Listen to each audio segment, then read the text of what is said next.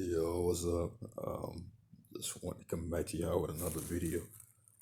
What I wanted to talk about today was I just wanted to talk about religion a little bit, and not in that sense, but I was just gonna say it's funny how when you tell like a religious person that you're not religious, they try to just do anything they can to make you believe in whatever God they believe or gods that they believe in, right? And in my opinion, I would just say I don't have a problem with whatever you believe in, but don't try to get me to believe in what you believe in, or don't try to force it on me, because that's all that's going to do is make me double down and push what you're teaching me away.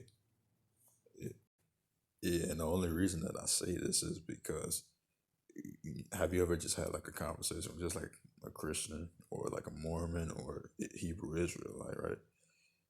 It's really weird just to see how they want you to believe in what they and what they believe in. But I guess I'll take it more from the Christian perspective, right? Because I was raised in a Christian household. And one thing that I wanted to bring up was like when it comes down to the Ten Commandments, right? So it always made me look at things weird, just looking at how God had just created man, and one of the first things He told Adam and Eve was, you are not to worship anybody except for me, right? What always made me think that was weird was that if you just made them, what would be the need to tell them that? Like if like I can understand if they were doing something and Satan tricked them and then you was like, nah, you are to listen to nobody except for me, right? But it's like being that that's the first thing he said, especially when he just made them. I look at that like it's weird. Like I don't, I barely know you, so why are you telling me not to? Why is that the first thing that's coming out of your mouth? And another thing that I don't get about it is that whole story of the Garden of Eden. Let me get on that right quick. Now, I don't get how you know God just let Satan into the Garden of Eden, right? He just let him in, let him trick Adam and Eve, and didn't even try to stop him. And it was like everybody tells me like, oh, God can see and hear everything, and I just think, well, why didn't he try to stop Satan when he number one took the form of a snake and just went into the Garden of Eden, right? Just tricking people. I don't know. It's just little stuff like that just makes you question it, and then when you question it, people want to get mad at you. And it's like, well, it's not making sense no more, right? I also wanted to bring up that was it possible that the serpent that you talking about in the story of the Garden of Eden, that a it wasn't a bad thing but the reason I say this is because if you think about it, God in the story didn't want them to eat from the tree, right? Because he didn't want them to know that they were naked. But it was like I always looked at that like, why were you trying to hide that? If if this was a perfect paradise, why are you trying to keep people from knowing certain things? That don't sound like a paradise to me, right? And then when you just look at the little serpent in this case, he told them, that they were being kept naive. And when they found out the truth, they got punished for it, right? But needless to say that the whole thing with Satan's or the devil, whatever you want to call him, right? He sounds like a shapeshifter because he was a fallen angel and he took the form of a snake, right? But, he, but here's what it reminds me of. It reminds me of another thing called a Naga, right? So some people put me on to this, and it was pretty interesting to find out about.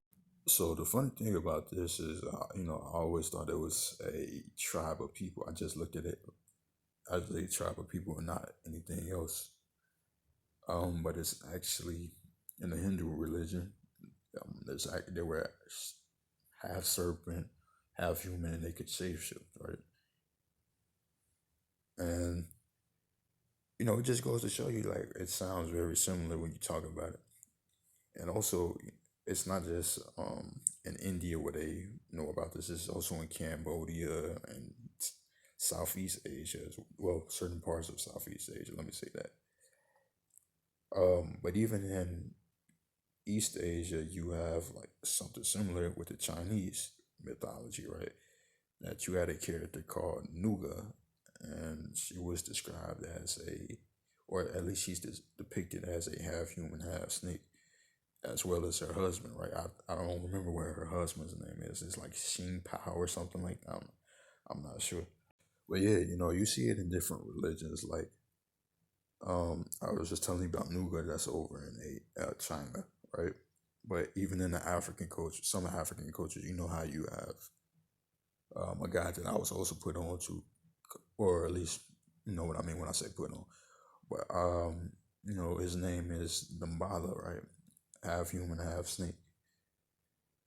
You also have the Wajet in the Egyptian religion, right? She's sometimes depicted as a half human, half snake.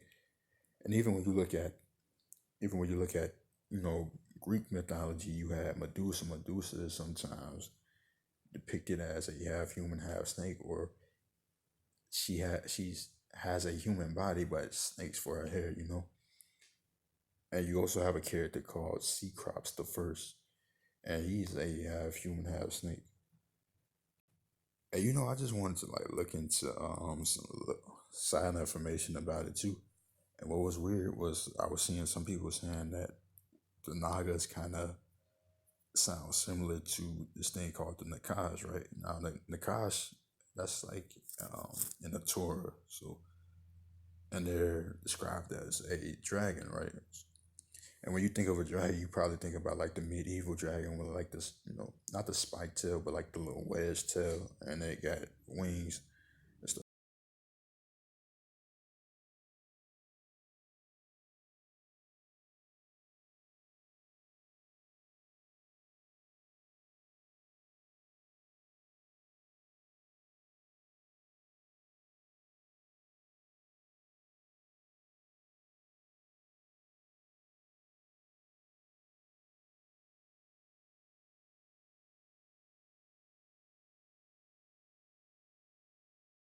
like that. But you have different types of dragons. You have the medieval dragon that was depicted in, Europe. You have how the Aztecs and stuff would depict some of their dragons, such as like the Kukulkan. And I think there's like this other dragon called like the Kets or whatever. And you even have like the Chinese and the Japanese dragons, which they have more like a serpent or lizard like body. They don't really have wings. But it's interesting to see how like it's very similar in different religions. Oh, and then before I move on with the dragon thing, um, I wanted to say this about the Nagas, right? So I noticed this. Now I noticed that I'm not sure where I was reading this, but they were saying that one of the Hindu guys, I'm not sure if it was like Brahma, Vishnu, or like Brahman. But they said one of them punished the Nagas for like torturing people and sent them underground, and that sounds pretty similar, to Satan when he got punished, right? He got punished and got sent underground. But I just thought that was weird. And another thing too is, the Naga tribe. They're not the only group of people that have named themselves or they were named after a myth, right? Some mythical creature or like some religious type of thing. You have once again you got the Moors, right? So you got the Moorish temple. That's the religion. Some people say some of the Moors were like aliens and stuff too. But then you have the Moorish people, and you also have the Anu tribe, and then you have the Anunnaki, right? So just different things you could think about. Another thing I want to talk about too is there's there's this thing I haven't really looked into this, but when people talk about Kabbalism, right, they're always talking about like this little black box, like a black cube or whatever. And I thought that was interesting because even when you look at, you know, this other thing that's celebrated in the Islamic world is called the Kaaba, right? So that's in the middle of the Mecca in Saudi Arabia. So that's like a, you know, this black cube. So once again, you got another cube there, and even then, to some people that cube might represent the sigil of Saturn, right? So it, you know, it just goes to show you like a lot of these things are very similar, and it's really interesting. But once again, it just goes to show you that you might think your God is real, whatever. Which okay, you do you. I don't have no problem with you. I'm not trying to change. I'm not trying to change that. But it's just like, watch how to push what you know. Watch how to try to make me believe in your God because you believe in your or gods or whatever. And it just changes up. Like a lot of these religions, you still have somebody that'll judge you, and they might do X, Y, Z. And you have somebody that will punish you, and they'll do whatever to you.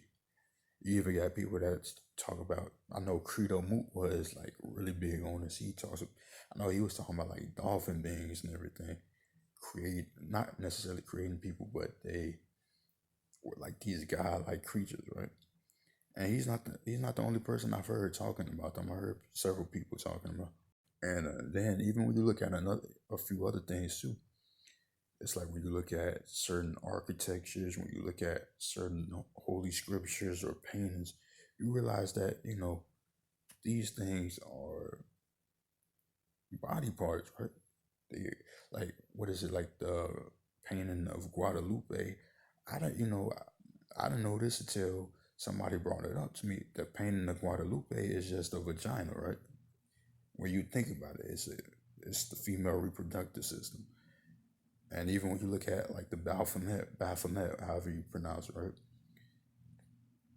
Or just the goat symbol, that has been described as, the female reproductive system as well. So it's just interesting to see this type of stuff, but that's really all I wanted to say. But let me know what y'all think. All right, peace.